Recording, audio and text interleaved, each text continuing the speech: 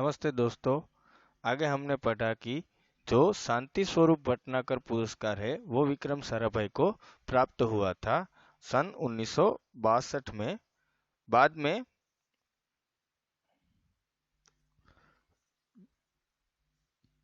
यह विक्रम साराभाई को इसी तरह कई सारे पुरस्कार है उसको प्राप्त हुए थे। इसमें से कई पुरस्कार जो रुपी दिए गए हैं वो मैं आपको बताऊंगा। सन 1966 में पद्म भूषण तथा सन 1972 में मरणोत्तर पद्म भूषण, यानी कि पद्म भूषण तो जो पुरस्कार है वो मिलता है मरणोत्तर जब मृत्यु हो जाती है, और वो जो अच्छे कार्य में राष्ट्रपति को के हस्तक जो पद्म भूषण मिलता है वह उसके आगे मरणोत्तर लगाया जाता है। डॉक्टर विक्रम साराभाई की आखिरी रात थी 1971 में वो मृत्यु पाए थे, और वह 72 में उसको यह पद्म भूषण प्राप्त हुआ था। सन 1966 में पद्म भूषण मिला और सन 1972 में मरणोत्तर पद्म विभूषण प्राप्त उसको अलंकारों से नवाजा गया था। आप देख रहे हैं यह पद्म भूषण पुरस्कार है जो सन 1966 में विक्रम भाई को मिला था, और यह मरणोत्तर पद्म विभूषण है जो उसको 1972 में प्राप्त हुआ था विक्रम साराभाई को। और आगे ही देखते हैं, जब निःशस्त्रीकरण से संबंधित कई महत्वपूर्ण अंतरराष्ट्रीय जो संस्था थी, निःशस्त्रीकरण એટલે કે कोई हथियार के बिना जो लिखित कार्यों की जो संस्था थी उसमें हमारे देश में अंतरराष्ट्रीय संस्थाओं कई सारी थी। उसमें भारत के प्रतिनिधित्व विक्रम साराभाई खुद कर रहे थे, और आगे उसने कई सारी संस्थाएं हैं उसमें जो कार्य किया। डॉक्टर विक्रम साराभाई ने सन 1966 में international council of scientific union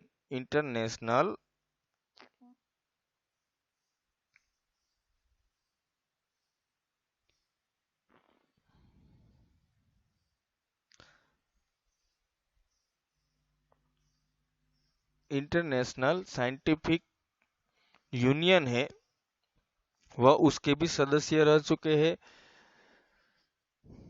और विक्रम साराभाई है वह दूसरी कई साल 1968 में विक्रम साराभाई ने यूएनओ का अर्थ होता है यूनाइटेड नेशनल ऑर्गेनाइजेशन, जो वैज्ञानिक अध्यक्ष के जो संघ होता है वैज्ञानिकों का, उसमें भी उसने विभाग में अध्यक्ष बने थे। वो 1968 में संयुक्त राष्ट्र संघ उसके यूनाइटेड नेशन ऑर्गेनाइजेशन यूनेस्को के विज्ञान विभाग में वो अध्यक्ष रह चुके थे। कौन? विक्रम साराभाई है वो यूनेस्को का पूरा मैं आपको नाम बता दूं, United Nations education scientific and cultural organisation UNESCO का फुल नेम होता है। जब वो विक्रम साराभाई है वो 1968 में संयुक्त राष्ट्र संघ के अध्यक्ष भी बन चुके थे, और उसमें भी वो प्रवक्ता थे। उन्हें इंडियन जियोलॉजिकल यूनियन है हमारे यहाँ, उसका प्रमुख भी बनाया था। जो इंडियन जियोलॉजी जो पढ़ते हैं उसके जो मेन हमारे यहाँ संस्था है उसके प्रमुख, इंडियन जियोलॉजी के प्रमुख भी विक्रम साराभाई रह चुके थे।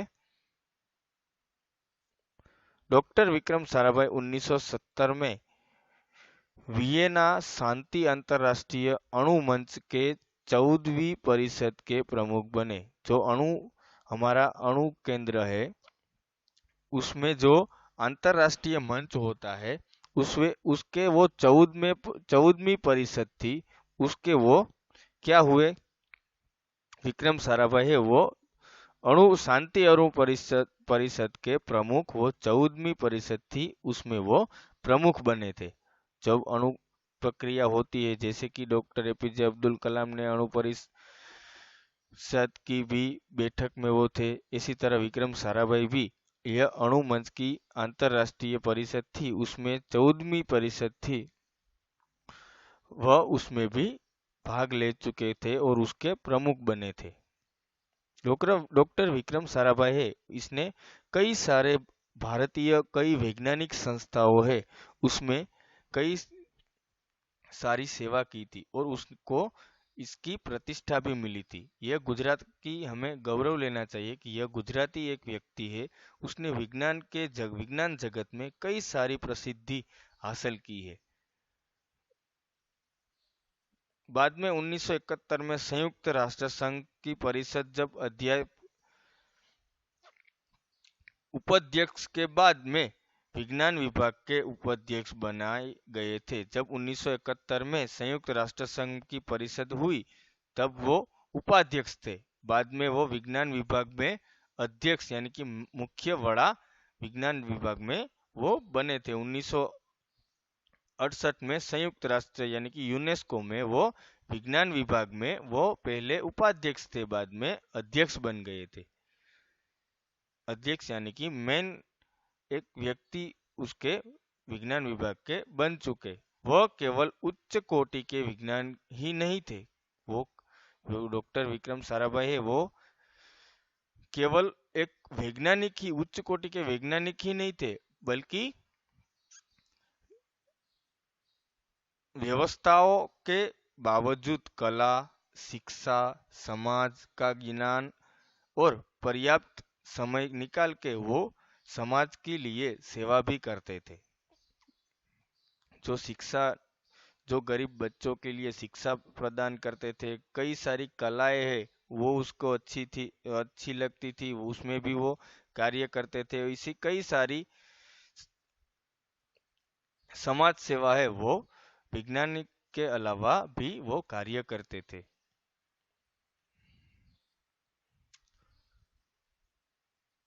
उनके ही प्रयासों से अहमदाबाद में लोक विज्ञान केंद्र एवं नेहरू विकास संस्था है, वो अहमदाबाद में बड़ी संस्था है, अभी हाल में भी है, वो अहमदाबाद में विज्ञान क्षेत्र में नेहरू विकास संस्था है, उसकी स्थापना हुई।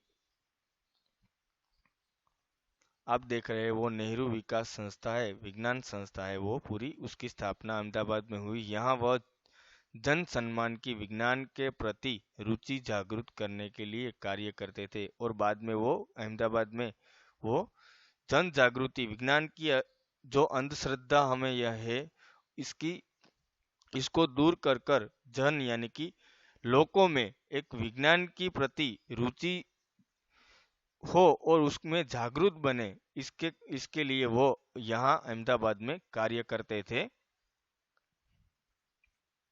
और बाद में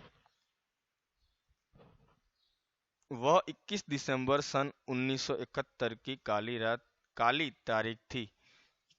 इसका निधन कब हुआ? 21 दिसंबर सन 1971 में विक्रम साराभाई की काली रात थी कि जब उसका निधन हुआ। डॉक्टर विक्रम साराभाई की त्रिवेंद्रम के लॉन्चिंग स्टेशन थुम्बा में कार्य निरीक्षण के लिए भेजा गया था। केरल के पास त्रिवेंद्रम आया हुआ त्रिवेंद्रम है, वहाँ जो लॉन्चिंग पैड था, यहाँ से वो रॉकेट है वो अंतरिक्ष में भेजी जाती है, वहाँ वो गए और उसमें थुम्बा थुम्बा में वो प्रयोग हुआ। वहाँ वे एक होटल में ठहरे हुए थे, यहीं हृदय की गति रुकने से उनकी मृत्यु हुई। जो थुम्बा में होटल थी वहाँ वो रुके हुए थे। इसका परमाणु परिषद की क्रिया जानने के लिए इस सभी वैज्ञानिकों को त्रिवेंद्रम बुलाया था और थुम्बा में वो रुके हुए थे। होटल में उसको हृदय की हम बोलते हैं हार्ट अटैक बोलते हैं हम, और उसके हृदय की जो गति होती है वो रुक चुकी थी और उसके कारण विक्रम साराभाई की निधन 21 तारीख को हुई। वहाँ वह होटल में ठहरे हुए थे।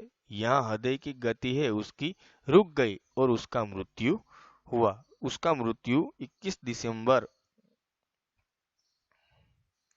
1971 में रात को हुआ था और वहां से उनको निधन से विज्ञान में नित्य नई आयामों को जोड़ने वाला एक जीवन चक्र सदा के लिए रुक गया। जो विज्ञान में नए नए प्रयोग होते थे, नए नए परीक्षण होते थे, वो विक्रम साराभाई के जाने के बाद कई सारे जो चीज होती है वो रुक गई और एक बहुत ही भारत देश को एक वैज्ञानिक, एक बड़े अच्छे आदमी की खोट सामने दिखाई दी। इसी तरह विक्रम साराभाई की पूरी जीवनचर्या है वो हमने बताई और वो महान प्रतिभा को सच सच हम नमन करते हैं कि हमने विज्ञान हमारे लिए विज्ञान जगत में इस व्यक्ति ने कई सारी वस्तु है हमारे यहाँ हमारे लिए छोड़कर वो प्रभु के पास गए। इस वीडियो में हमें इसी वैज्ञानिक की तरह हम भी कुछ बने और देश को कुछ अर्पित करें, ऐसा हम सोच इसी सोच से हमें आगे बढ़ना चाहिए। Thank you.